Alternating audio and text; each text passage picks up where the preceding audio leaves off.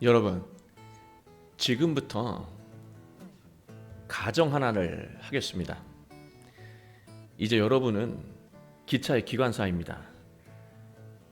그런데 여러분이 운전하는 기차의 이 브레이크가 갑자기 말을 듣지 않습니다. 앞을 보니까 5명의 노동자가 철로에서 일하고 있습니다. 다급한 나머지 아무리 브레이크를 잡아당겨도 서지 않습니다. 그런데 다행히 이 갈라지는 다른 철길이 보입니다. 노선을 바꾸려고 하니까요, 거기에는 또 한 명의 인부가 일하고 있습니다. 여러분은 5명 또 1명 이 일하고 있는 이 철길 중에 어느 길로 멈추지 않는 기차를 돌리시겠습니까? 이 질문을 던지면 사람들은 대부분 그래도 1명이 있는 철길로 돌리겠습니다 라고 대답을 한다는 것입니다. 희생자가 적은 쪽을 택하는 것이죠. 자, 그렇다면 이번에는 여러분이 기관사가 아니고요, 구경꾼입니다. 철도 위의 다리에서 브레이크가 고장난 기관차가 달리고 있는 것을 목격하고 있습니다. 그 앞에 5명의 노동자가 일하고 있습니다. 그런데 그때 이 구경하고 있는 순간에 이런 생각이 문득 들었습니다. 자신과 똑같이 그 광경을 보고 있는 옆에 있는 사람을 보니까 덩치가 엄청나게 큰 사람이에요. 그 사람을 밀어서 기차 앞에 떨어뜨리면 기차가 멈출 수 있을 것 같다는 생각이 들었습니다. 그러면 여러분은 어떻게 하시겠습니까? 5명을 구하기 위해 그 한 사람을 떨어뜨리시겠습니까? 이 상황에서 이 질문을 하면 사람들은 대답을 주저한다는 거예요. 왜냐하면 여기서 판단 기준은 희생자의 숫자가 아니라요, 개인의 윤리와 도덕이기 때문에 그렇다는 거예요. 이것은 마이클 샌델의 정의란 무엇인가라고 하는 책에 나오는 대목입니다. 이제 좀 가벼운 질문을 제가 드릴게요. 여기는 곧 시어머니가 되는 분들이 있으시고 또 시어머니들이 있으신데요, 여러분이 지금 며느리를 얻게 된다면 어떤 며느리를 얻고 싶으십니까? 곰 같은 며느리를 얻기를 원하십니까? 아니면 여우 같은 며느리를 얻고 싶으십니까? 그럼 대부분 사람들은 곰같이 미련한 사람과 함께 하느니 똑똑한 여우하고 살겠습니다 라고 대답을 합니다. 그러나 여러분, 곰 같은 며느리는요, 답답하기는 하지만 늘 한결같습니다. 그런데 여우 같은 며느리는 똑똑하기는 한데요, 여우라서 아들도 잘 설득을 합니다. 그래서 부모님에게 받아낼 것을 다 받아낸 후에는 부모님을 요양원으로 보낼 겁니다. 여러분, 어떤 며느리를 택하시겠습니까? 그런데 이 질문 자체가 잘못됐습니다. 왜냐하면 여러분은 결정권이 없기 때문에 그렇습니다. 아들이 결정할 겁니다. 우리는 이처럼 무엇인가를 선택해야 할 때 옳은 것을 판단하는 것이 참 어렵습니다. 쉬운 일이 아니에요. 인생의 문제가 조금만 깊어져도 우리가 평소에 생각하는 정의, 의로움, 올바름, 그 기준으로 문제를 대하게 되면 그 인생의 문제가 쉽게 풀리지 않는다는 것입니다. 정의란 무엇인가라고 하는 이 책이 특별한 것은요, 철학 도서인데 베스트셀러라고 하는 거예요. 놀라운 것은 미국보다 우리나라에서 10배나 더 많이 팔렸다고 합니다. 우리나라 사람이 미국 사람들보다 더 지적인 수준이 높아서 이 책을 많이 읽은 것일까요? 저는 그렇게 생각하지 않습니다. 우리나라 사람이 미국 사람들보다 정의에 대해서 더 배고픈 겁니다. 더 정확하게 말씀을 드리면 우리 사회가 불의한 공직자들로 의해 위기를 겪을 때마다 우리의 국민은 정의에 대해 계속해서 고민하고 성찰했다는 말씀이에요. 지금 자신의 미래를 위해서 꼭 이루어졌으면 하는 것, 꼭 채워졌으면 하는 것이 있다면 무엇입니까? 건강해지는 것, 돈이 많아지는 것, 취직하는 것, 승진하는 것, 아름다운 곳으로 여행 가는 것, 결혼하는 것, 아니면 사람들에게 인정받는 것. 그런데 이러한 것들은요, 나쁜 것은 아니에요. 그러나 채우고 나면은요, 마음이 금세 헛헛해진다는 것입니다. 만족감이 오래가지 않는다는 거예요. 영적인 배고픔, 내적인 허기를 금세 느끼게 된다는 말씀입니다. 그나마 이러한 것들이 채워지지 않으면요, 이 헛헛함을 엉뚱한 것으로 대신 채우려고 하다가 삶이 더욱더 고달파진다는 말씀입니다. 내면이 근본적인 것으로 채워지지 않으면 우리의 삶은 공허하고 쓸쓸해진다는 말씀이에요. 오늘 말씀을 통해서 우리 모두 영적인 허기를 채우고 참된 만족을 누리게 되시길 주 예수 그리스도의 이름으로 축원합니다. 마가복음 6장은요, 시대의 배고픔을 보여주고 있습니다. 시대의 스승이었던 세례 요한이 헤로디아의 간교한 술수에 의해서 참수를 당했습니다. 당시 유일하게 하나님의 정의와 회개를 외쳤던 이 스승이 사라진 거예요. 이제 어디서도 올바름, 의로움, 정의를 들 수가 없습니다. 백성들은 어떻게 살아야 할지 삶의 방향을 잃어버린 것입니다. 올바른 삶과 의로운 신앙에 대해 배고픔을 느끼고 있었다는 말이에요. 30절 엄혹한 시대에 직면한 이 사도들은요, 모든 사역을 멈추고 예수님에게 모여들었습니다. 그리고 자신들이 사역하면서 겪었던 일들을 예수님에게 낱낱이 고했습니다. 예수님은 사도들이 행한 것과 가르친 것을 면밀히 들으시고 말씀하셨습니다. 31절 너희는 따로 한적한 곳 그곳에 가서 잠깐 쉬어라. 이는 오고 가는 사람이 많아 음식을 먹을 겨를이 없음이라.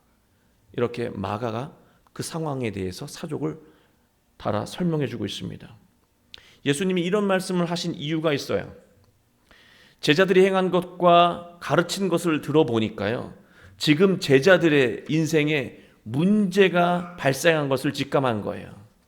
예수님이 여러분 앞에 와서 여러분의 이 삶에 대해서 들으시니까요, 자네 인생에 지금 빨간불이 들어왔구나 말씀하고 있는 거예요. 제자들에게 대체 무슨 일이 생긴 것일까? 30절에 제자들을 사도라고 말하고 있습니다. 여러분, 원래 사도라고 하는 이 말은요, 예수님이 살아계실 때는 사용하지 않았던 말이에요. 그런 호칭이 아니에요. 훗날 예수님이 돌아가신 다음에 초대 교회가 형성된 이후에 교인들이 제자들을 존경하는 마음을 담아서 부를 때 쓴 호칭이 사도예요.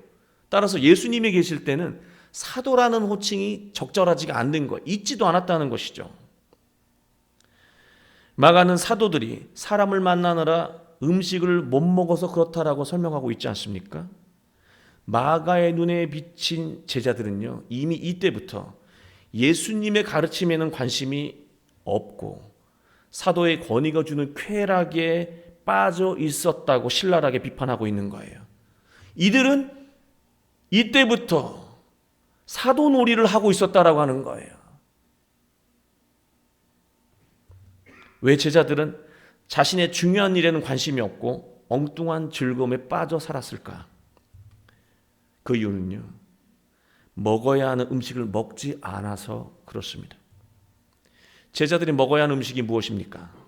영적인 양식, 바로 예수님의 가르침이었습니다.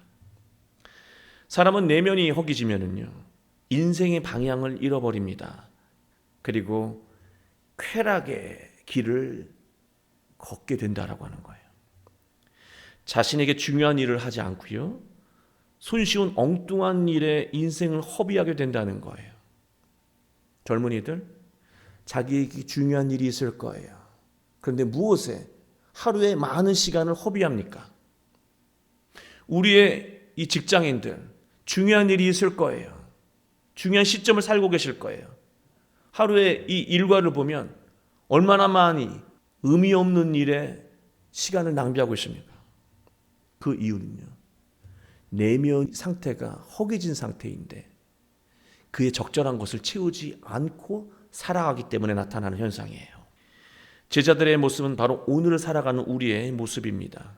육체는 기름진데 영적으로 모두 굶어 죽기 직전인 것이죠. 우리가 영적인 배고픔을 육적인 것으로 채우기를 반복하면은요, 몸과 마음이 병들고 삶은 헛헛해진다는 거예요. 가정에는 문제가 끊임이 없다는 것이죠. 우리는 자신을 위해서 하나님의 말씀을 거르지 않고 먹어야 해요. 왜 말씀을 음식이라고 표현했을까? 왜 영적인 양식, 생명의 양식이라고 표현했을까?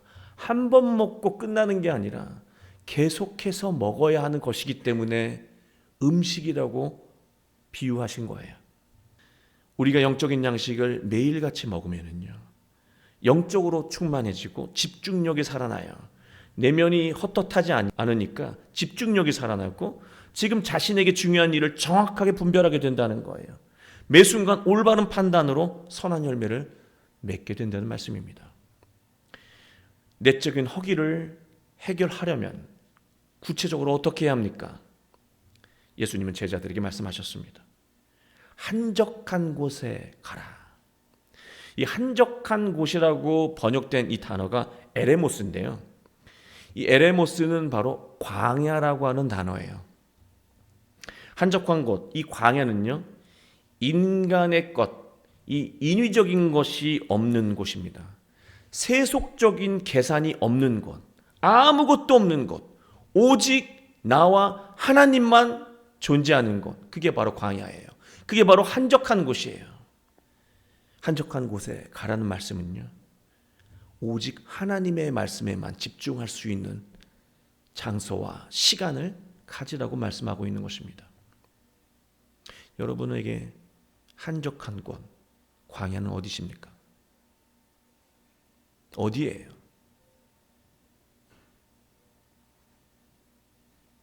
예수님은 제자들에게 쉬라고 하셨어요. 우리는 보통 쉰다고 하면은요, 사람들이 많이 오가는 그런 유명한 휴양지에서 쉬고 싶어 해요.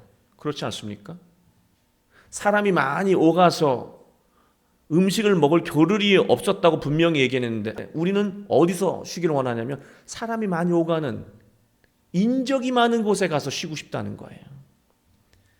그래서 우리는 쉬면서도 경비를 걱정하며 마음이 쉬지 못합니다. 비싼 곳이니까.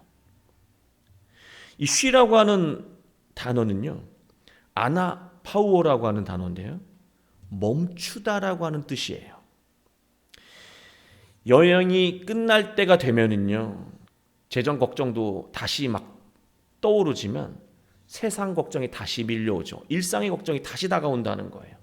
또다시 내면이 쉬지 못합니다. 시끌벅적해지는 것이죠. 쉴 새 없이 솟아나는 고민과 걱정이 멈출 때, 아나파우어 할 때 우리는 비로소 쉴 수 있고 그 안에서 회복이 일어나고 채움이 일어난다는 거예요. 분별력이 살아난다는 것이고 집중력이 회복된다는 거예요. 한적한 곳에서 내면에 가득 차 있던 그릇된 감정과 생각을 모두 비워내고 하나님이 주시는 올바른 것, 의로운 것, 나에게 꼭 필요한 말씀을 채우라고 하는 거예요. 여러분에게 한적한 곳이 어디입니까? 여러분에게 광야가 어디입니까? 바로 여기예요. 교회예요. 여기가 바로, 우리 교회가 바로 오직 하나님만 또 나만 느낄 수 있는 그런 한적한 곳, 바로 광야인 곳입니다. 제자들은 한적한 곳 광야로 떠났습니다. 그런데 33절을 보면은요, 제자들이 가는 것을 보고요, 많은 사람이 예수님의 제자인 것을 알아보고 달리기 시작합니다. 제자들이 간다 하는 것을 보고요, 사람들이 함께 달리기 시작해요. 그래서 오히려 제자들보다 먼저 한적한 곳에 도착했습니다. 그리고 이제 오병이어의 이 기적이 시작되려고 합니다. 그러나 여러분, 이 오병이어의 이야기를 나누기 전에 반드시 우리가 짚고 넘어가야 할 것이 있습니다. 여러분, 많은 사람이 적은 음식으로 이 한 끼 식사를 배불리 먹고도 남았다라고 하는 것에 이 오병이어 말씀에 초점이 있다고 생각한다면요, 이 말씀은 아무런 의미도 없는 거예요. 만약 여러분이 이 성경에서 나오는 이 백성이라고 가정을 한번 해보시고 한 끼 식사 배불리 먹겠다고 부산까지 도보해서 달려가시겠습니까? 한 끼 식사 먹겠다고? 몇 날 며칠을? 너무 먼가요? 그러면 거리를 좁혀드릴게요. 한 끼 식사 배불리 먹기 위해서 의정부, 수원 가시겠습니까? 안 가실 거잖아요. 왜 이 당시 사람들은 갔을 거라고 생각하세요? 여러분은 안 가실 거면서. 그 얘기가 아니라고 하는 거예요. 만약 여기서 이 사람들이 굶주려 있었던 게 한 끼 식사가 아니라 간절한 깨달음, 다시 말해서 지금 자신이 중병에 걸렸어요. 상태가 심각해요. 그런데 부산에 약이 있어요. 저는 갈 겁니다. 내 병을 나을 수 있는 이 약이 부산에 있다면 나는 갈 거예요. 제가 인생의 위기를 만나서 죽을 것 같아요. 도무지 주변을 찾아봐도 얻을 조언도 없고요, 길도 없어요. 그런데요, 그 해결책이 여수에 있습니다. 저는 여수에 걸어갈 거예요.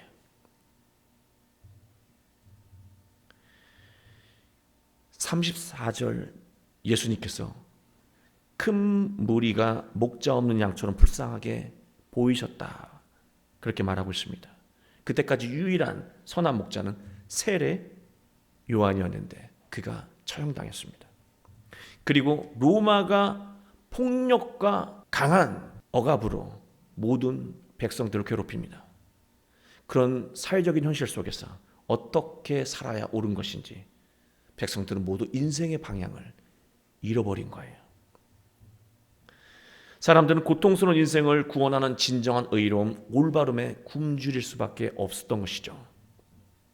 어떻게 살아야 이 한 번뿐인 인생이 행복할까? 굶주렸다라고 하는 거예요. 이것은 오늘을 살아가는 우리가 겪고 있는 일과 똑같아요. 선한 마음으로 상대를 배려하면 그가 오히려 나를 우습게 여깁니다. 그래서 강하고 독한 마음으로 그를 대하면요, 기쁘고 행복한 것이 아니라 내가 마음이 괴롭습니다. 정직하게 살면은요, 정직하지 않은 주변의 사람들 때문에 나만 손해보는 것 같아요. 그래서 거짓으로 살면요, 또 마음이 괴롭습니다. 어떻게 살아야 합니까? 우리의 청년들이 우리 기성세대들에게 묻고 있어요. 아버지 어머니들에게 묻고 있어요. 뭐라고 가르치실 거예요? 적당하게 처세로 살아라. 사람 가려가면서 괴롭힐 사람 괴롭히고 비굴할 사람 비굴하게 머리를 조아려라, 그렇게 가르치실 겁니까? 이건 오늘을 살아가는 우리의 문제예요. 예수님은 백성들에게 여러 가지로 가르치셨다고 34절 말씀하고 있습니다. 이 여러 가지는 바로 그들에게 꼭 필요한 가르침이었다는 것, 이거였구나 라고 하는 가르침이었다는 겁니다. 35절, 때가 저물어가매 제자들이 예수님에게 조언합니다. 예수님, 이 많은 백성들을 저마다 촌과 마을로 보내서 무엇을 사 먹게 하십시오. 지금 배고플 때가 된 것 같습니다. 예수님에게 조언하고 있습니다. 때가 저문다는 것은요, 밤을 의미한 의미의 말이기도 하지만요, 예수님의 죽음이 다가왔다는 거예요. 문학적인 표현이죠. 때가 저물어 간다. 예수님의 때가 저물어 간다. 예수님의 죽음이 임박해 온다. 그리고 이 촌과 마을이라고 하는 것은요, 광야와 상반된 세속적인 장소예요. 사람의 원리가 통용되는 곳이 바로 촌과 마을입니다. 모든 배고픔을 돈으로 해결할 수 있는 곳, 육적인 배고픔, 영적인 배고픔, 정신적인 배고픔, 가정의 배고픔, 자녀에 대한 배고픔, 모두 돈으로 해결할 수 있는 곳. 돈이면 다 해결되는 곳, 그곳이 바로 촌과 마을인 것이죠. 그곳에 가서 각자 먹을 것을 사 먹게, 그들이 배고파하는 걸 사 먹게 하시지요. 그렇게 조언하고 있습니다. 정말로 건방지고 어리석은 것이죠. 예수님은 제자들의 이 건방진 조언을 묵살하시고 말씀하셨습니다. 37절, 너희가 먹을 것을 주라. 제자들은 곧바로 대답합니다. 200데나리온으로 떡을 사다 먹이라는 말씀입니까? 제자들이 왜 이렇게 영리합니까? 왜 이렇게 계산이 빠릅니까? 제자들이 영리한 것일까요? 아닙니다. 이렇게 빠르게 대답할 수 있었던 거는요, 평소에 생각하고 있었던 것을 툭 치니까 그냥 대답이 나온 거예요. 늘 돈 생각만 하고 살아가는 것이죠. 돈으로 해결할 수 있다라고 하는 거예요. 그래서 돈이 필요한 거예요. 돈을 얻을 수 있는 권력이 필요한 것이죠. 제자들은 예수님 곁에 있으면서도 늘 이것을 배고파했다라고 하는 거예요. 그러니까요, 예수님이 딱 이야기하니까 곧바로 돈에 관한 이야기가 나옵니다. 예수님은 말씀하십니다. 38절, 너희에게 떡이 몇 개 있느냐? 떡 5개와 물고기 2마리뿐입니다. 떡은요, 내적인 허기를 채워주는 하나님의 말씀, 예수님의 가르침입니다.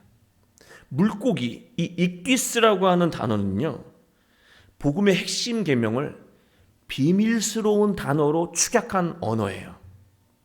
당시의 그리스도인들은요, 익디스 하면 딱 알아들어요. 익디스 먹었어? 물고기 먹었어? 하면 딱 알아들어요. 무슨 뜻이냐면, 예수는 그리스도이시고 하나님의 아들이라고 하는 이 복음의 핵심 문장, 그 앞 단어들의 이 알파벳들을 모으면요, 한 단어가 되는데 그게 물고기가 된다는 거예요. 예수님, 그리스도, 하나님, 아들, 이 앞 단어를 모으면 익디스, 물고기가 된다는 것이죠. 이 물고기를 먹으라고 하는 거예요. 예수님은 제자들에게 명령하셨습니다. 39절, 제자들에게 명하사 그들 그 모든 사람으로 때를 지어 푸른 잔디 위에 앉게 하시니, 모두 때를 지어 푸른 잔디에 앉게 하라. 이 때를 진다라고, 때라고 하는 어떤 이 물이 있잖아요. 이 심포지아라고 하는 단어인데요, 공동체를 말해요. 우리 심포지엄이라고 그러잖아요. 그냥 공동체가 아니라 선한 목적을 연구하고 또 공부하고 추구하기 위해 모이는 공동체, 그게 바로 심포지아, 이 때예요. 50명, 100명씩 때를 지어 모였다라고 되어 있잖아요. 교회를 상징하는 거예요. 이 말씀의 의미는 때가 저물잖아요. 나도 곧 너희 곁을 떠날 거야. 세례 요한이 떠나서 너희들 당황했잖아. 그런데 나도 곧 떠날 거다.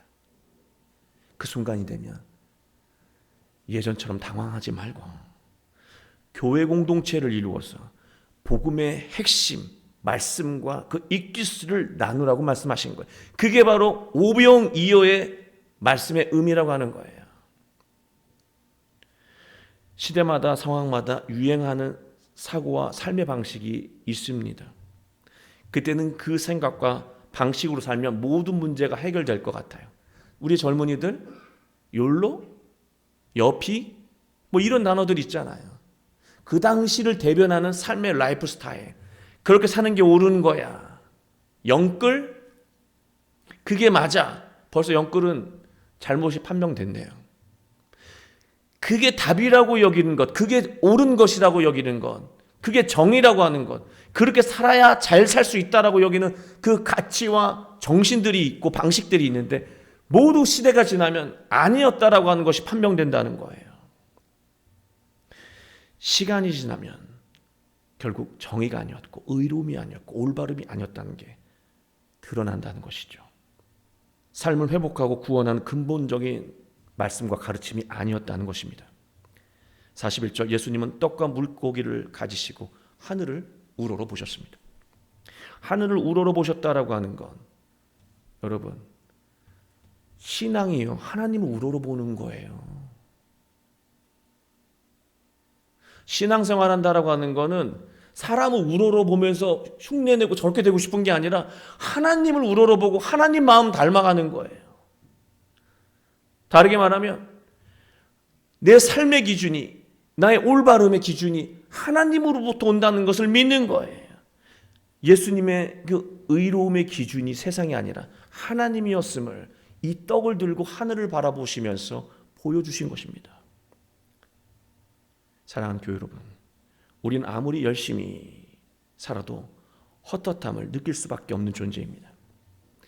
우리가 생각하는 도덕과 윤리, 의로움, 올바름으로 해결할 수 없는 문제가 훨씬 더 많다는 거예요.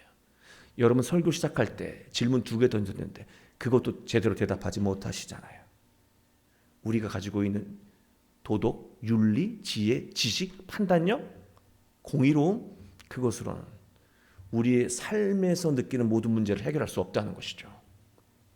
우리의 삶을 아프게 하고 공허하게 만드는 문제들은요, 오직 생명의 양식인 예수님의 말씀과 하나님의 자녀됨으로 해결된다는 거예요. 이 익디스로, 이 물고기로 해결된다는 것이죠. 이 물고기의 가르침, 나 자신이 하나님의 자녀인 것을, 나도 예수님처럼 하나님의 아들이고 딸인 것을 계속해서 마음에 새기면서 살게 되잖아요. 하나님의 자녀만 들을 수 있는 그 소리를 듣게 된다는 말씀입니다. 하나님이 주시는 그 메시지를 보게 된다는 거예요. 여러분 잘 아시는 안델센의 미운 오리 새끼가 있잖아요.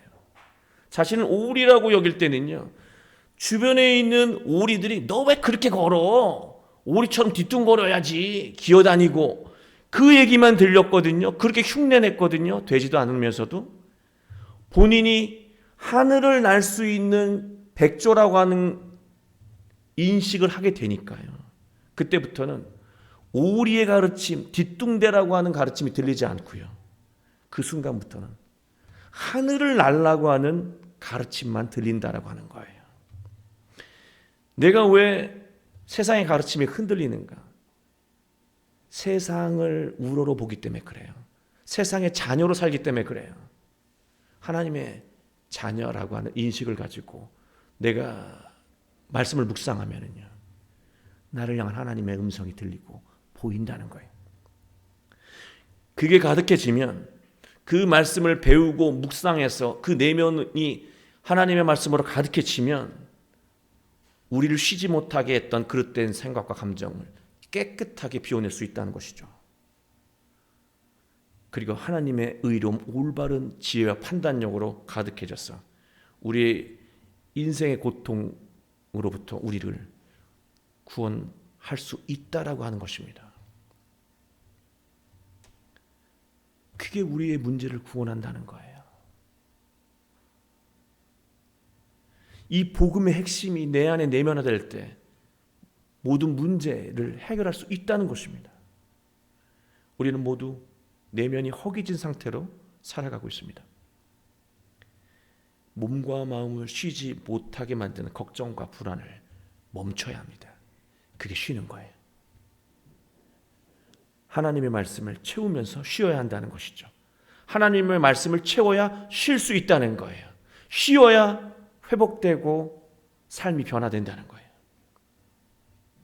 우리 모두 예수님의 말씀으로 허기진 내면을 채우고 감동적인 한 주 인생을 살아가시길 주 예수 그리스도의 이름으로 축원합니다. 기도하겠습니다.